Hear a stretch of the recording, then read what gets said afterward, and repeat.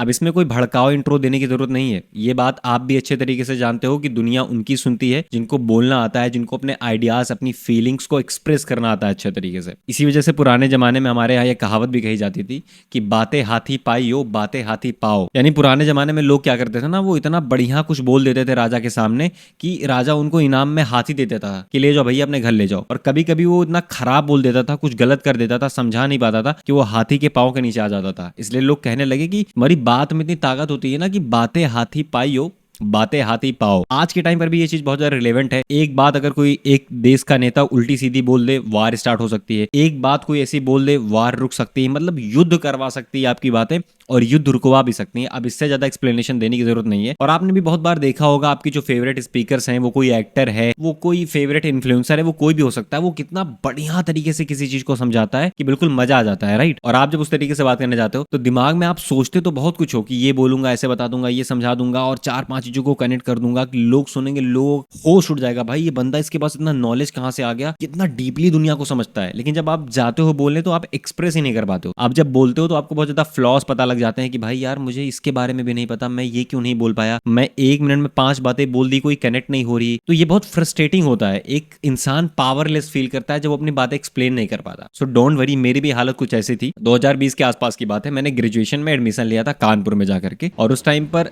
Something happened with me कि मुझे existential crisis हो गया और मैं रियलिटी को ही क्वेश्चन करने लग गया। तो डेथ क्या होती है, तो लाइफ क्या होती है, तो गॉड है कि नहीं है, तो हम क्यों एग्जिस्ट करते हैं। और इसी बीच मेरी स्पीच इतनी खराब हो गई ना मेरे भाई कि मैं कुछ सर्टेन लेटर्स को प्रोनाउंस तक नहीं कर पाता था। मैं अपनी बातें नहीं बोल पाता था, मैं बहुत फंबल करता था। अगर मुझसे कोई पूछ भी लेता था ना कि भाई तुम अपनी जिंदगी में क्या करना चाहते हो, तो मैं नहीं बता पाता था। मुझे पता रहता था कि मुझे क्या करना है, पर मैं एक्सप्रेस नहीं कर पाता था। मैं 1 मिनट में, यकीन मानो, 5 बातें बोलता था अलग अलग, जो आपस में उनका कोई लेना देना नहीं होता था, कुछ सेंस ही नहीं बनाती थी मेरी बात। और उसके बाद मैंने कुछ ऐसे सर्टेन स्टेप्स फॉलो किए थे कि एक वो टाइम था, आज एक ये टाइम है। आज मेरे इंस्टाग्राम पर अप्रोक्सीमेटली 3,50,000 फॉलोअर्स हैं, एंड इस टाइम पर 1 मिनट की रील के लिए ब्रांड्स मुझे थाउजेंड्स ऑफ रुपीज पे करने के लिए तैयार हैं। और आज की वीडियो में वही सारी चीजें मैं आपके साथ शेयर करने वाला हूं। लेकिन उसके पहले कुछ चीजें सुननी और समझनी बहुत ज्यादा जरूरी है। तो अब हम इस चीज के बारे में बात कर सकते हैं, which is benefit of articulation, benefit of better speech. इसके बारे में बहुत सारे लोग अच्छे तरीके से जानते होंगे, बट बहुत सारे लोगों के मन में भी डाउट होगा कि भैया क्या फायदा है, क्यों खुद को आर्टिकुलेट करना है, क्यों सीखना है, स्पीच कैसे देनी है, कैसे अपनी बातें रखनी है, कैसे खुद को एक्सप्रेस करना है, कैसे कॉम्प्लेक्स आइडिया को इजी तरीके से समझाना है, इससे फायदा क्या होने वाला है। सबसे पहला फायदा होगा कि आपको ना निगोशिएशन करना आ जाएगा, आपको ना एडवर्टाइज करना आ जाएगा, तो आप ज्यादा पैसे कमा पाओगे। एक मान लो बंदा है जो सर्विसेज तो अच्छी दे लेता है, पर वो ना एडवर्टाइज नहीं कर पाता, वो बेच नहीं पाता है, वो बता नहीं पाता है कि भाई मैं अगर इतना पैसा चार्ज कर रहा हूं तो मैं इतना पैसा क्यों चार्ज कर रहा हूं। दूसरी चीज, वो ना क्रिटिकली सोच नहीं पाएगा, क्योंकि थिंकिंग और स्पीच डायरेक्टली रिलेटेड होती है। एक इंसान जितना क्लैरिटी के साथ सोचेगा उतना बढ़िया वो बोलेगा। करियर ग्रोथ हो गया, कॉन्फिडेंस हो गया, अथॉरिटी हो गया, इन्फ्लुएंस हो गया, कैरिज्मा हो गया, रिलेशनशिप स्ट्रॉन्ग करना हो गया, कुछ भी उठा लो लाइफ की किसी भी एक एरिया में। If you know how to think and how to speak, you will become deadly. अब भैया आते हैं मुद्दे पर कि वो कौन सी चीज़ें हैं, वो कौन सी गलतियां जो मुझे नहीं करनी है अगर मुझे एक बेहतर आर्टिकुलेशन डेवलप करनी है, और वो कौन से स्टेप्स हैं जो मुझे फॉलो करने हैं अगर मुझे अपनी स्पीच को बहुत ही शार्प और बहुत ही डेडली बनाना है। पहले गलतियों के बारे में बात कर लेते हैं, जो गलतियां हमें अवॉइड करनी है। सबसे बड़ी गलती हम ये करते हैं कि भाई हम एक्टिवली सीख ही नहीं रहे, हम इसको ना इतना सीरियसली ले ही नहीं रहे कि कितना जरूरी है ये चीज।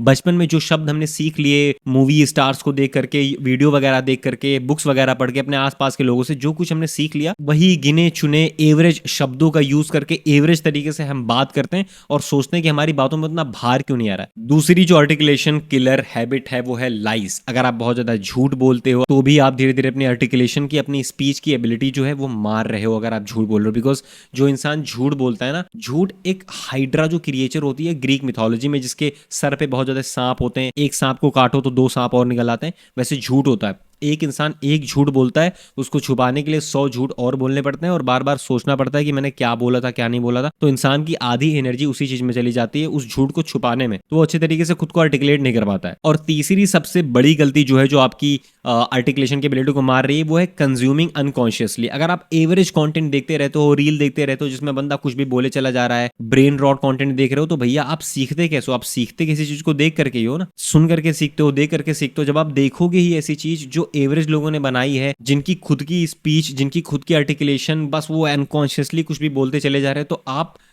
ये कैसे सोच सकते हो कि मेरी स्पीच अच्छी हो जाएगी? कभी भी नहीं अच्छी होगी। तो अगर आप अनकॉन्शियसली कुछ भी कंज्यूम कर रहे हो, करना बंद कर दो। चौथी चीज, आपका जो सरफेस लेक्सिकॉन है, आपकी जो वोकैबुलरी है ना, वो बहुत ही कम है। आप एक्टिवली नए नए शब्दों का यूज नहीं करते। अब बात करते हैं how to become more articulated. पहली चीज है, start paying attention to what you say. जब भी आप बोलते हो ना, तो थोड़ा थोड़ा ध्यान दिया करो कि मैं क्या बोल रहा हूँ। जितना आपका ध्यान जाएगा अपनी बातों पर, बहुत ज्यादा ओवर कॉन्शियस नहीं होना कि मैं सही बोल रहा हूँ, मैं गलत बोल रहा हूँ। Just pay attention to what you say, and ये चीज अपने आप में आपकी स्पीच को और ज्यादा बेहतर बना देगी, और आप और बेहतर तरीके से अपनी बातों को एक्सप्रेस करने की कोशिश करोगे। अनकॉन्शियसली मत बोला करो, कॉन्शियसली बोला करो कोई भी चीज कि मैं क्या बोल रहा हूँ, क्या कह रहा हूँ। Number 2, learn to write. Write write write write. जब आप एक बार लिखना शुरू करोगे, you can not even imagine that how articulated you are going to become. कितना बढ़िया आपके शब्दों में जो एक भार आएगा, जो अमृत आएगा आपके मुंह से ना, कि मजा ही आ जाएगा। देखो, जब हम किसी चीज के बारे में सिर्फ सोचते हैं ना, तो सोचने को इंसान लाखों चीज़ों के बारे में सोच सकता है, उसकी कोई लिमिट नहीं होती है। और वो एक थॉट से दूसरे थॉट के बीच में कभी भी जम कर सकता है, उसमें कोई बाउंडेशन नहीं होती, कोई पकड़ने वाला नहीं है। लेकिन जब आप पेन उठा करके कॉपी पे लिखना स्टार्ट करते हो, अपनी बातें कहना स्टार्ट करते हो, कुछ राइट डाउन करते हो, तो एक तरीके से ना आप अपने ब्रेन को कमांड देते हो कि भाई सुन, मैं जानता हूं तू बहुत सारी चीज़ों के बारे में सोच सकता है, पर ना मेरे पास इतनी एनर्जी है, ना इतना टाइम है कि मैं 70,000 चीज़ें जो तू सोच रहा है वो मैं इस पेपर पर लिखूं। तो उन 70,000 थॉट्स में कंपटीशन करवा, आपस में लड़ा, और उसमें से जो सबसे इंपॉर्टेंट और यूजफुल सेंटेंसेस हैं, सिर्फ उन्हीं को बता, मैं उन्हीं को लिखता हूं। तो ये प्रोसेस होता है कि आप जितनी यूजलेस बातें होती हैं ना, उसको फिल्टर आउट करना सीख जाते हो राइटिंग से। Writing is very important. अच्छा, आप ऐसे कुछ 13-14 साल की लड़कियों की तरह डायरी नहीं लिखनी है। आपको करना क्या है, आपको सबसे पहले खुद से सवाल पूछना है यार कि इस दुनिया में कौन सी ऐसी प्रॉब्लम है, कौन सी ऐसी चीज़ है जो मुझे बहुत ज़्यादा परेशान करती है, बॉदर करती है। क्या आपको ये चीज़ परेशान करती है यार कि लोग रिलीजन को अच्छे तरीके से समझते क्यों नहीं है, लोग अंधे किसी चीज़ को क्यों फॉलो करते चले जाते हैं, कभी क्वेश्चन क्यों नहीं करते।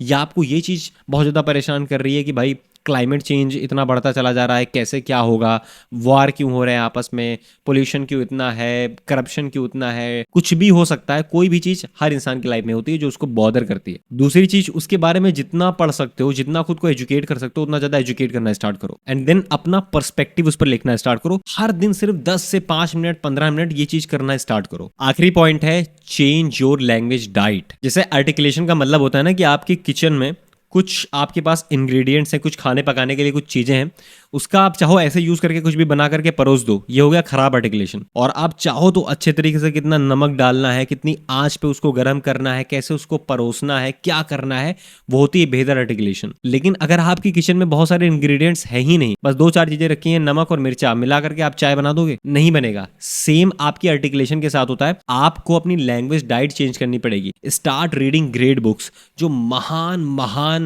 राइटर्स हैं, नॉवेल्स जिन्होंने लिखे हैं, फिलोसफी की बुक्स लिखी है, स्पिरिचुअलिटी लिखी है, उन बुक्स को सीरियसली पढ़ना स्टार्ट करो। वो आपको रीशेप कर देंगी कंप्लीटली। आप समझ पाओगे कि एक महान इंसान किस तरीके से सोचता है, एंड देन आप उस तरीके से सोचना और उस तरीके से बोलना भी स्टार्ट कर दोगे। आप किसको सुनते हो वो भी आपकी लैंग्वेज डाइट में आता है, कि आप ग्रेट स्पीकर्स को सुनते हो या फिर नहीं सुनते हो, कि आप ग्रेट स्पीचेस को सुनते हो या नहीं सुनते हो। और जो लोग यहां तक रुके हैं उनके लिए एक बोनस पॉइंट भी है, start debating with your friends. अपने फ्रेंड से किसी बात पर ब्रेन स्टॉर्मिंग करना और डिबेट करना स्टार्ट करो, हैवी इंटेलेक्चुअल डिबेट करना स्टार्ट कर दो उनके साथ। बिकॉज जब हम घर पे इतनी सारी प्रैक्टिसेस कर लेते हैं पर बाहर जाकर के मैदान में उसको देखते नहीं, उसको टेस्ट नहीं करते, तो हमें लगता है कि भाई हम कितने बड़े तुर्रम खाएं। लेकिन जब वहां जाते हैं तो पता चलता है कि भाई हमारी बातों में कितने फ्लॉज हैं। अभी जैसे मैं कैमरे में रिकॉर्ड कर रहा हूं ना, तो पहले मैंने सोचा था कि भाई मैं ऐसे बता दूंगा, वैसे एक्सप्लेन कर दूंगा, वैसे कर दूंगा, बट जब कैमरा ऑन होता तो पता चलता कि भाई मैं कितने पानी में हूं। आपके जो दोस्त हैं उनके बीच में जाओ, उनसे बातें करना स्टार्ट करो कोई भी टॉपिक पर, वहां पर फिर आपको पता चलेगा कि भाई हाँ, ये चीज मैं उतने अच्छे तरीके से नहीं समझता हूँ, मुझे इसको और डीपली समझना पड़ेगा और मुझे और अच्छे तरीके से बोलना पड़ेगा, और क्या किया जा सकता है, और शायद मैं धीरे बोलूँ, शायद मैं और तेज बोलूँ, शायद अपनी आवाज़ में भार लाऊं,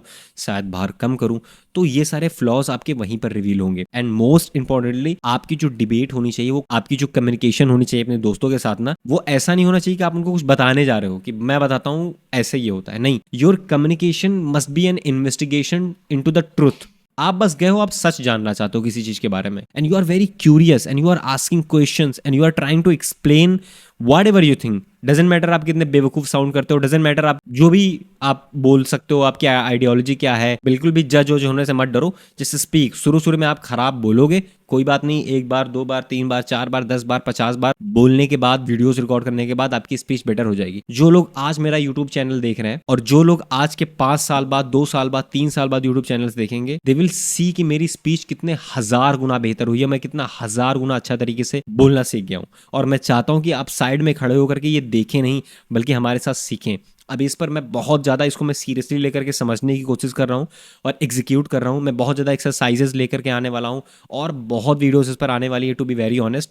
जो मैं अपनी लाइफ में एग्जीक्यूट करूँगा वो मैं आपके साथ शेयर करूँगा। जो मेरी हेल्प करेगी मेरी कम्युनिकेशन स्किल्स को, मेरी स्पीच को, मेरी क्रिटिकल थिंकिंग को बेटर करने में, वो भी मैं अपने प्यारे सब्सक्राइबर्स के साथ शेयर करूँगा।